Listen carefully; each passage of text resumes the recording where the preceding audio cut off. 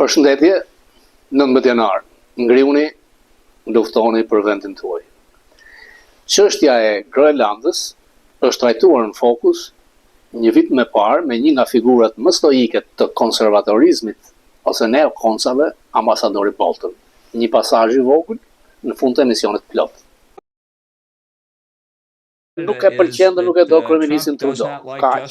Trumpi mendon se nëse ka lidhje të mira me liderët ndërkombëtar, që tregojnë që ai do të ketë lidhje të mira me këtë vend. Nuk funksionon kështu. Është një thjeshtëzim shumë i madh, po kështu e shikon Trump. And vice versa, if relations are bad at a personal level, so are state-to-state relations. That's a gross oversimplification. A do të rrezikoj presidenti Trump me Groenlandën? Është një vit elektoral. Në nëndor do të jenë zgjedhjet e mes mandatit. Në qoftë se republikanët humbasin kongresin, do të fillojnë hetimet, do të shkarkohet në kongres presidenti Trump dhe do të ketë hetime për vjedhjet e familjarëve të tij, Kushner dhe dy djemt e llastuar. Kështu thotë e majta, kështu thotë media.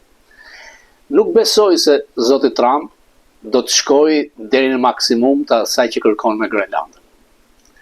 Natyrisht që presidenti Trump ndryshon nga të gjithë presidentët amerikanë. Atipik.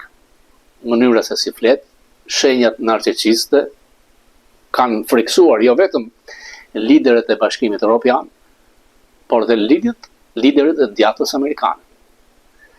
Nuk besoj se do të shkojë në pushtimin e Groenlandës, sepse do të kundërshtohet nga vetë republikanët. Një variant është që shefi i përgjithshëm i shtabit do të japë dorëheqjen. I gjithë shtabi i përgjithshëm do të japë dorëheqjen dhe çdo komandant general amerikan do të vihet përballë kushtetutës nëse do të bënte që me armë të përplasej me ata 10 ushtar gjerman, 12 ushtar francez. Por zgjedhja është me një pakt që ka midis Groenlandës, Danimarkës më mirë dhe Amerikës. Amerikanët kanë të drejtë të zgjerojnë numrin e bazave ushtarake.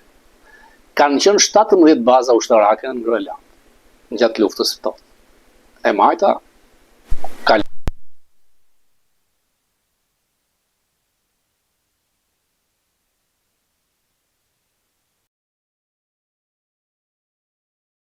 Presidentin Trump e kam thua se të përhershëm në fokus, krenar, kemi një miqësi, një respekt të dyanshëm. Ai është pjesë e neokonservatorizmit amerikan, ka qenë nën sekretari i shtetit në kohën e Bushit plak me James Baker, këshilltari që ndonjë kohë më të gjatë me Trump patën përplasje, natyrisht është skolastik, drejton një super PAC, komision elektoral politik me rreth $60 milion buxhetin duke ndihmuar kandidatë republikanë dhe senator. Ai mendon që Trump ka drejt për Groenlandën, Groenlanda është jetike për amerikanët, ka drejt për Panaman, dhe ato që thot për Kanadan duhen parë me realizëm. Pra, çfarë mendonte ambasadori Bolton me këto deklarata të thëna nga presidenti Trump për Groenlandën, kur dihet që Groenlanda i ka ftuar vetë amerikanët ta pushtojnë në vit përpara Pearl Harbor në 40-ën, kur nazistët pushtuan Danimarkën. Unë e pash me shumë rëndësi këtë çështje kur ngrit në 2019, kur isha këshilltar sigurisë kombëtare të Trump. When I was national security advisor, and the United States has long had Amerika prej kohësh ka pasur një interes të madh për sigurinë kombëtare lidhur me Groenlandën. Kjo dihet. Kjo shkon pas deri në luftën e dytë botërore kur Roosevelt, FDR-i futi trupa amerikane në Groenland pas kërkesës nga vendasit pas pushtimit të Hitlerit drejt Danimarkës. Është një histori e gjatë, sidomos edhe gjatë luftës së totë. Dhe duhet të jemi sepse të largojmë kërcënimet e Rusisë në Arktik apo edhe me problemet e ngrohjes globale, aty kalojnë shumë anije tregtare dhe kjo është shumë e rëndësishme për Amerikën, Kanadan dhe për gjithë Atlantikun e Veriut. More maritime passages through the Arctic Ocean is serious not just for the United States but ka rrugë që ne mund kemi bisedime të qeta me Danimarkën. I think there are ways that we can have quiet conversations with Denmark. Si dhe me qeverinë vendase të Groenlandës, dhe nuk është logjike që ta diskutosh edhe në stadium të madh futbolli, por duhet bërë biseda nga afër, private. Ajo që quhet diplomacia e qetë. Çështjet serioze ka nevojë për konsideracione serioze. A është problem mënyra se si flet presidenti Trump, apo kjo lloj politik bërje kërkon me dhunë të gjynjësoj kundërshtarët? Kjo e fu Danimarkën në një pozicion politik shumë i vështirë. Nuk është mënyra se si mund të diskutosh me aleatët. Nuk është kështu. Është diçka tjetër që të dërgosh sinjale kinezëve dhe rusëve, dhe diçka tjetër që ta vendosësh në qosh, në gong, aleatin tënd. Unë do të jem plotësisht i kënaqur me sovranitet plot amerikan ndaj Groenlandës, por kjo nuk do të ngjas. Është e rëndësishme, siç thoshte ish bossi James Baker, sy tek çmimi. Eyes on the prize. Çmimi këtu është siguria për SBA. Përfshirë dhe Danimarkën. Nuk është e nevojshme domosdoshmërisht një sovranitet i ynë ndaj tyre. Ka traktate bilaterale me Danimarkën për këtë problem. Le të zbatojmë, si dhe një traktat që në 51 me Grënlandën, ky mund të jetë një mjet për të shkuar përpara. Është një subjekt shumë i ndjeshëm, njerëzit e kuptojnë. Kanali i Panamas është drejt e amerikanëve të arrimarin? Bolton mund të jetë kundërshtar për mënyrën e diskursit presidentit Trump, por ai do të thoshte që presidenti i Panamas ka ofruar bashkëpunim me zotin Trump për të ndalur varganet e mëdha të emigrantëve të paligjshëm drejt Amerikës. Duhet që të flitet me të. Nga qasja e tij bizare, humbet fokusi i problemit kryesor. Kanali i Panamas është jetësor për interesat ekonomike amerikane. Ka shumë rëndësi në këtë kohë me probleme të mëdha ekonomike.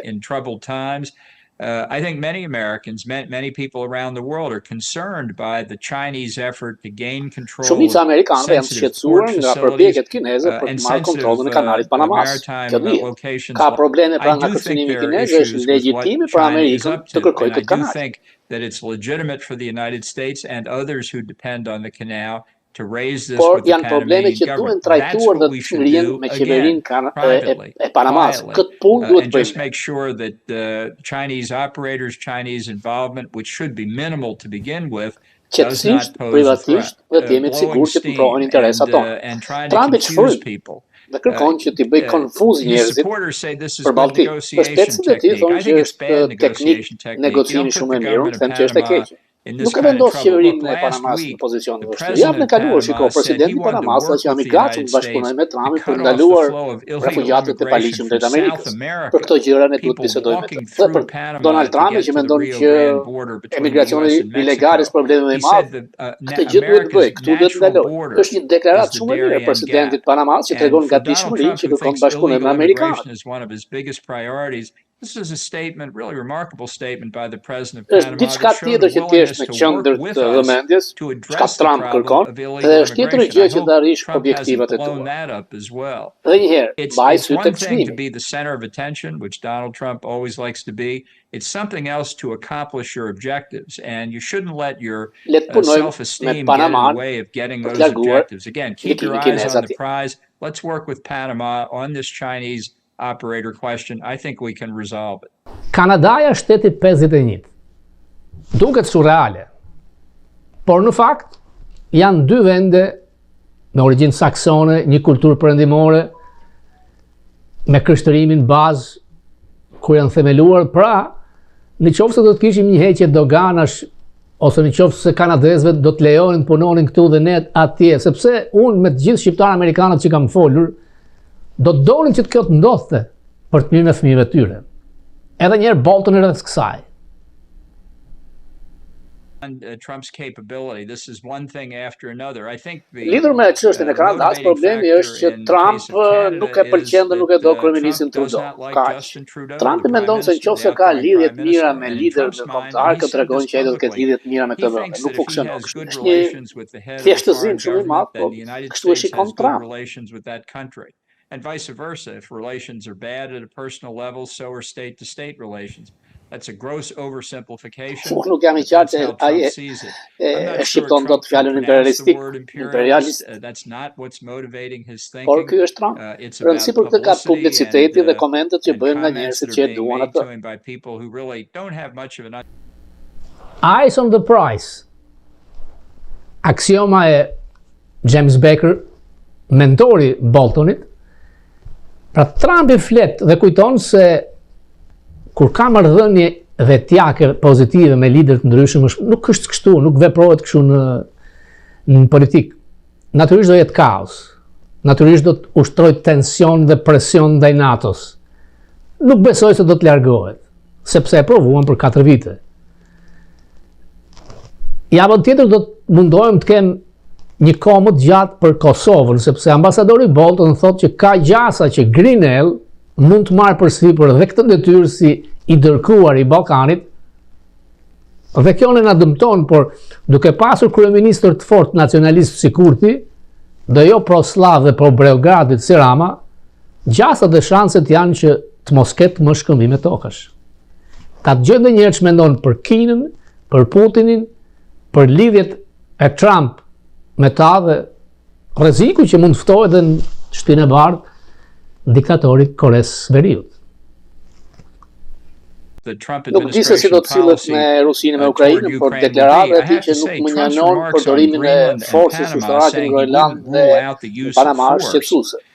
Kjo do të ndihmojë Putin dhe presidentin kinez, I cili thotë që Tajvani është rëndësi për sigurinë tonë kombëtare, atë kush ndalon që të shkojë të përdorë forcën ushtarake. Taiwan is important for our national security, and I don't rule out the use of force there either. It's another demonstration. Është një demonstrim tjetër që Trump nuk mendon për pasojat e gjëra nga ato që thotë. Edhe në këtë rast shumë dëmtueshme për Amerikën dhe aleatët e saj ushtarake. Massive campaign to expel illegal immigrants from the country. We'll see how that goes. I think fillojmë me spastrimin e migrantëve, por nuk e di më pak e qartë se çfarë do të ngjasë me administratën e dy Trump.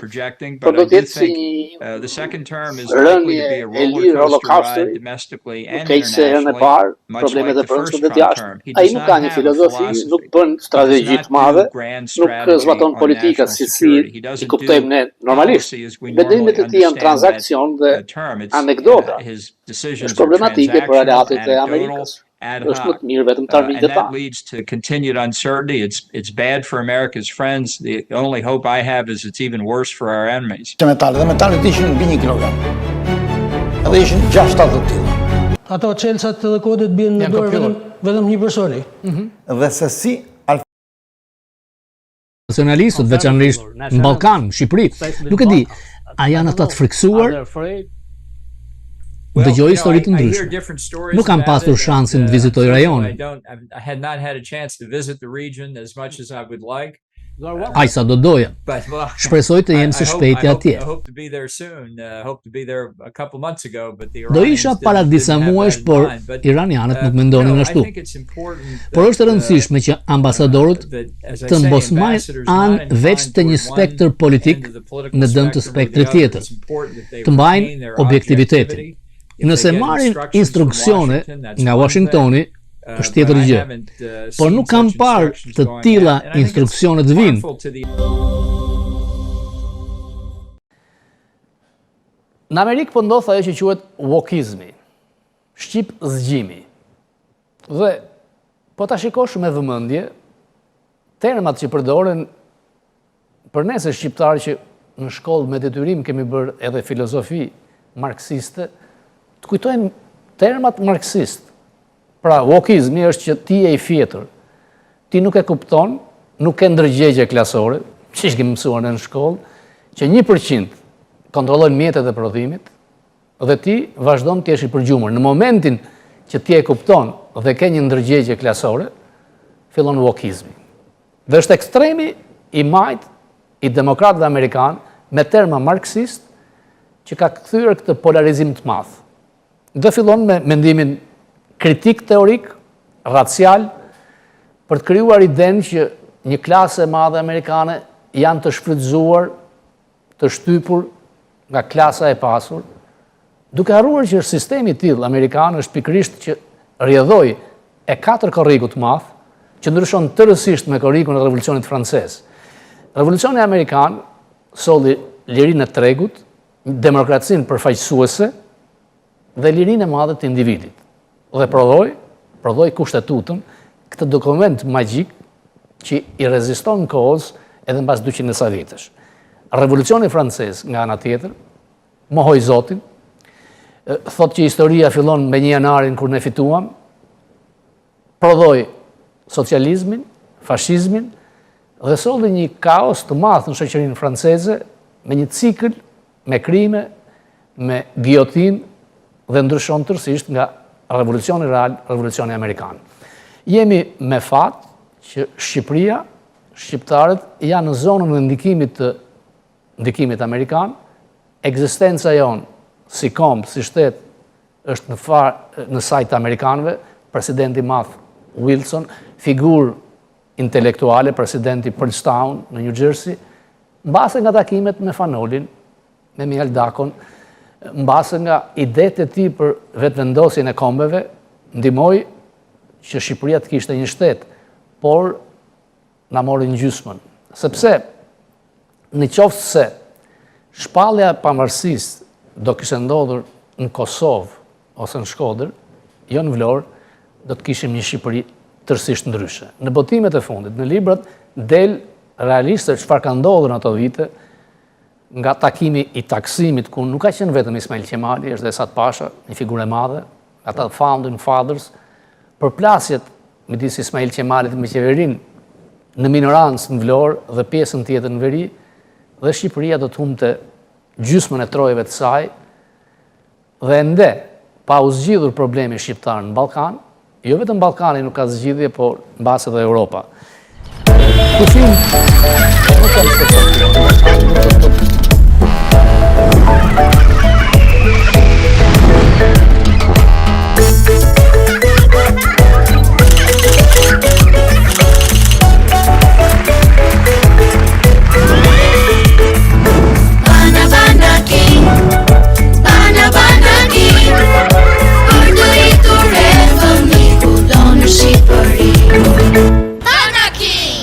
Ku do në Shqipëri?